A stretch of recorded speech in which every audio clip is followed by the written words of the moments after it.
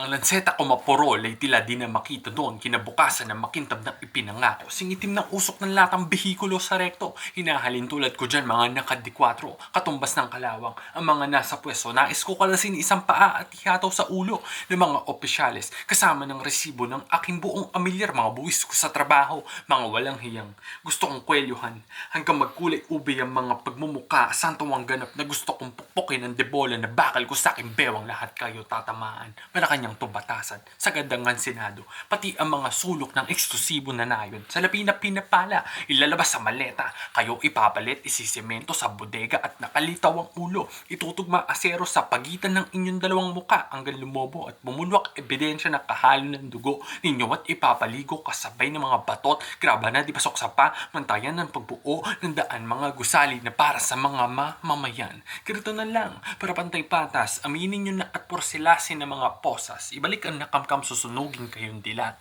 Walang kamatayang matiwasay sa mga korap.